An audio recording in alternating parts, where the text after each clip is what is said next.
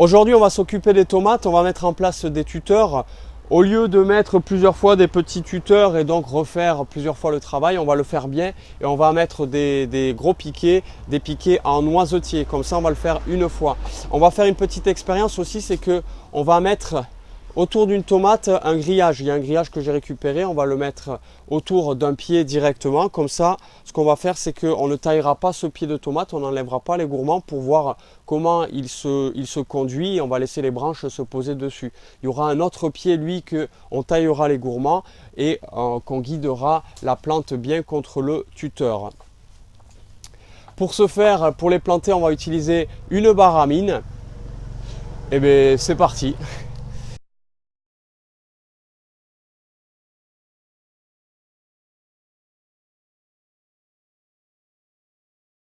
Voilà, bon, il faudra que je le fixe à la base, soit avec du fer-tord en U que je vais planter dans le sol, soit je mettrai un bout de bois et je fixerai le grillage sur le bout de bois pour être sûr qu'il ne tombe pas avec le poids quand la plante elle va pousser. Dans la serre, par contre, je vais mettre dès maintenant des graines de haricots. J'en mets aux 4 angles, comme ça, en fait, si il y fait un peu trop chaud cet été, ça me sera utile pour faire de l'ombre. Ça rajoutera toujours une production, puis le haricot il pousse vite. Là, c'est des graines de haricots tarbés. J'aurais pu, mais j'en ai mis partout. J'aurais pu les humidifier une nuit pour favoriser la reprise, mais bon, ça ira quand même. Je mets 3 graines, je referme et je vais arroser et c'est bon. On va faire ça aux 4 angles de la serre dès maintenant. Dans la serre, il y fait plus chaud que dehors. C'est parfait. Alors là, j'ai enfoncé un thermomètre à peu près à 10 cm dans le sol. C'est pour voir la température de celui-ci. Il est à peu près à combien là? Ouais, 13-14, c'est on va planter ici des haricots. Les haricots, ils aiment bien que la terre elle soit assez réchauffée. Donc il faut, on va dire à partir de 15, c'est mieux. Cette semaine, il risque de faire un peu froid. Il y a une température qui va descendre jusqu'à 2 degrés apparemment. Donc on va attendre quand même la semaine prochaine, aux environs on sera le 12-13 mai, je crois. Il va faire un peu soleil durant la semaine, donc la terre va encore se réchauffer et on risquera moins après des nuits fraîches. Là, on plantera les haricots la semaine prochaine.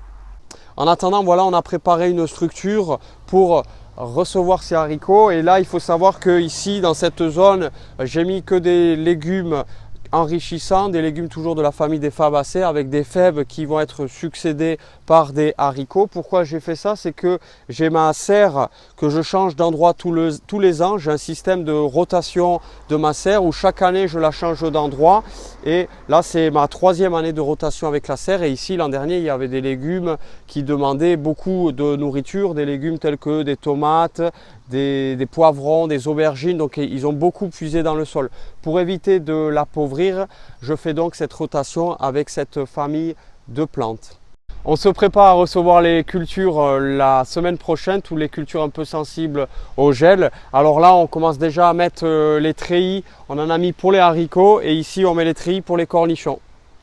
Ici, le jardin il a aussi une vocation esthétique. On est face à une tulipe. Il y a toute une myriade de couleurs au niveau des tulipes. C'est très esthétique au printemps dans les jardins. Il faut savoir que c'est un bulbe en fait. Et comment ça se passe, c'est que la tulipe elle passe la majorité de son temps dans le sol. Et au printemps, elle va sortir, elle va faire les feuilles. Et ensuite, elle va faire les fleurs. Ce qui se passe, c'est que une fois que la fleur elle est tombée, comme on le voit ici, la fleur, les pétales sont tombés. La plante, qu'est-ce qu'elle va faire? C'est qu'elle va se mettre à fructifier, elle va faire des graines à l'intérieur. Or moi je veux, dans mon jardin, je ne veux pas forcément qu'elle fasse des graines, je veux avoir des jolies tulipes. Donc ce que je vais faire, c'est que une fois que la fleur elle a fini de fleurir, que les pétales sont tombés, je vais couper. Hop, je vais couper le fruit.